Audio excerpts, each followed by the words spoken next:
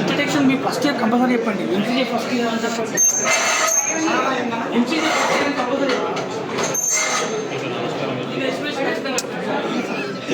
చాలా ఇలాగ ఎందుకు వస్తున్నావు? చాలా బాగా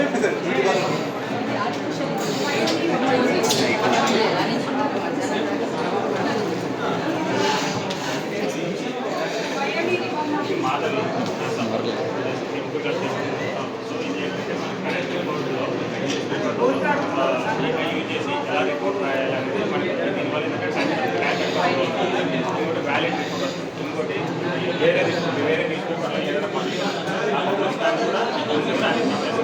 సో మనకు ఆథరైజ్ మనకు మార్కెటింగ్ చేస్తారు.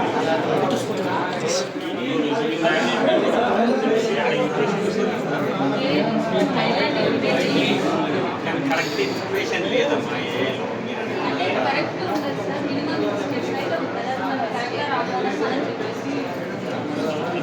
Just giving information, but journalist should verify whether it is correct.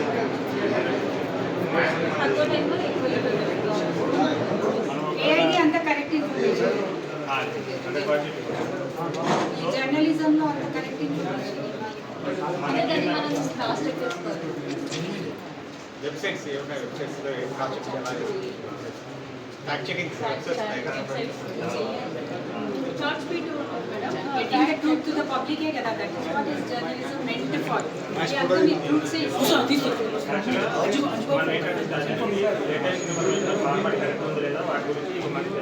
అది ఒకవేళ ఏని యూజ్ చేస్తే దాన్ని అది అథెంటిక్గా కాదని ఎలా చెక్ చేస్తారు?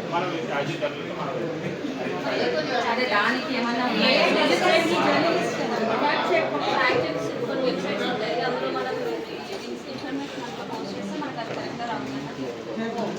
హ్యూమన్ ఎడ్ చేస్తే అదే at the end of the day మళ్ళీ మన హ్యూమన్ AI ఎంత ఉన్నా కూడా without the use of the brain of the humans AI cannot function. నేను వెబ్సైట్ తయారు చేస్తాను.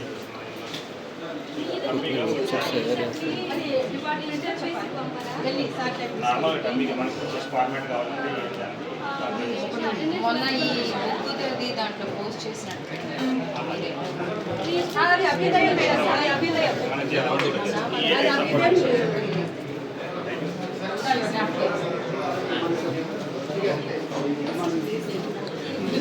ఎక్స్ప్లెయిన్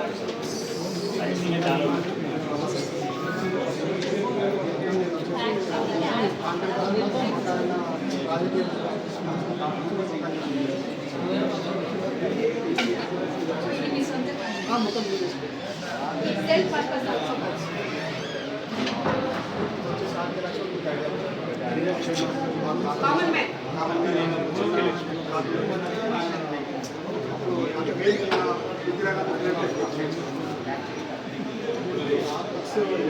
చిన్న ఇంట్రడక్షన్ ఈయన గారి గురించి నాకు తిరుమలలో ఏపీఎస్లో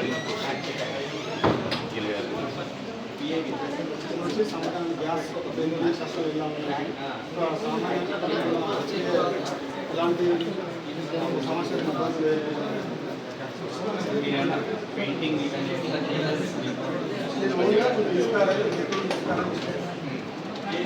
పెయింటింగ్ బ్యాక్గ్రౌండ్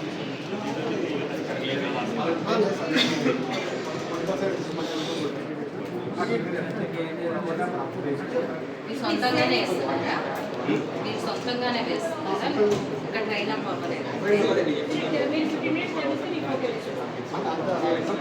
గాడి వచ్చినట్టే మేడం చేయొచ్చు. బాగుంది. ఇది మీరు సేలింగ్ ఏంటి? నీ ప్రైస్ ఏంటి?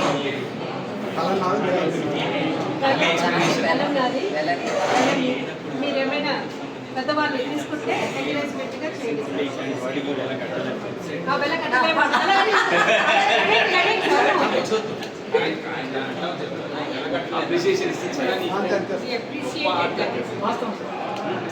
మామూలు వేరే ఏదైనా బొమ్మ గిమ్మో అంటే వేరే ఇది కానీ ఆయన మేధస్సుని మనం ఏం చేస్తాం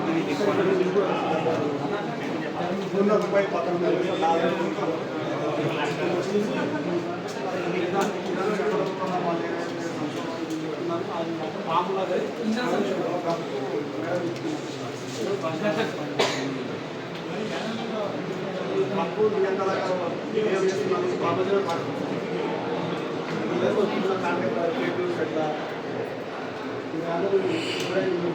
సమస్య కన్నా సమస్య ఎక్కువ అంతా అదే ఫేక్ న్యూస్. కుటుంబం భారం పోస్తూ ఇతర ప్రభావం ఒకవైపు మరి నరాలు మరి ఎండాలు ఇది కష్టాలు తన సంఖ్యగా బంధించుకొని అంటే ఎలాంటి కష్టాలు ఎదుర్కొన్న సామాన్య నార్మల్.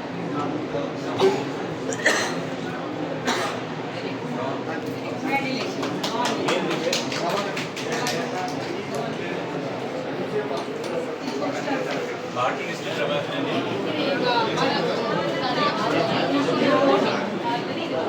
మీరు రాసారా రవికుమార్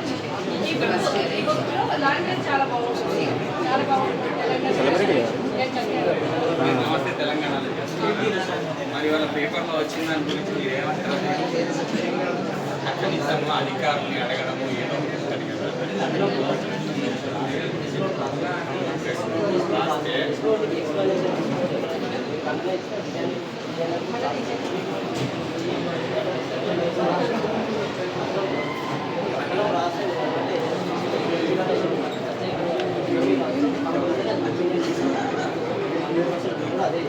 పాట వార్తలో కానీ సంబంధం లేదు. స్టేట్ పేజ్ మిల్ పేజ్కి రాస్తుంది బ్యానర్స్. దాని కాదు మీరు రాసిరా ఇంకెవరన్నా రాసిరా ఏ నరసింహ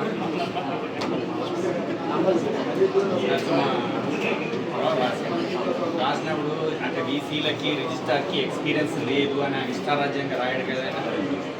దాని మీద మరి మీరు ఖండించాలి కదా, మీలాంటి జర్నలిస్టులు ఖండించాలి కదా. ఆయన ఎవరు మా ఎక్స్పీరియన్స్ గురించి చెప్పడానికి? అసలు ఆయన ఎక్స్పీరియన్స్ ఏముంది? నేను ఎంసీఏ చేసినప్పుడు ఆయన వార్తలు కూడా రాసి ఉండకపోయిండొచ్చు. నేను జర్నలిజంలో ఉన్నప్పుడు నేను టెలివిజన్ రేడియోకి నేను ప్రోగ్రామ్ చేసినప్పుడు ఆయన అసలు చెట్టు చేసుకుని తిరిగి ఉండొచ్చు. తప్పు కదా. కనీసము అంటే ఒక న్యూస్ రాసినప్పుడు మీరందరూ జర్నలిస్ట్ ఉన్నారు కాబట్టి ఒక అధికారుల మీద రాసినప్పుడు కనుక్కొని రాయండి. అంతేగాని నాకు ఎక్స్పీరియన్స్ ఉందా లేదా, వైస్ ఛాన్సలర్ ఎక్స్పీరియన్స్ ఉందా లేదా అనేది దాంట్లో రాయారు కదా. తప్పు ఉంటే వచ్చి కంప్లైంట్ చేద్దాం గురించి మాట్లాడారు. జర్నలిజం ఎట్లా తయారైతుందంటే అవతలి వ్యక్తి మీద వ్యక్తిగతంగా దాడి చేస్తున్నారు కదా. చాలా పెద్ద తప్పు కదా. మాట్లాడాలి. జర్నలిజం స్టూడెంట్స్ ఉన్నారు. ఎవరు ఇచ్చారు ప్రెస్ నోట్? ఎవరు? అర్థమైంది లేదు. నేను ఏమంటానంటే మీరు ఏదైనా రాయండి, ఇట్లా జరిగిందని రాయడం వరకు ఉంది. కానీ అవతల వ్యక్తికి ఎక్స్పీరియన్స్ ఉందా లేదా, ఆయన రిజిస్టార్ గురించి రాసేంత ఎక్స్పీరియన్స్ ఉందా? రిజిస్టార్ అంటే వాళ్ళ దృష్టిలో ఏం ఎక్స్పీరియన్స్ ఉండాలి రిజిస్టార్ కావాలంటే? ఏ యూనివర్సిటీకి అయినా కూడా కొత్తగా వచ్చి వీళ్ళకి ఎక్స్పీరియన్స్ లేదు అంటున్నారు. ఒక స్టూడెంట్స్ మీ అందరికి అటెండెన్స్ ఇవ్వకపోతే జర్నలిజం స్టూడెంట్స్లో 50% అటెండెన్స్ ఎంతో పెడితే దాని గురించి మనం పేపర్ చేతిలో వార్తలు రాస్తాం. జనరల్గా మీరు మాట్లాడాలి. ఇవన్నీ కాదు. నేను మీరు జర్నలిజం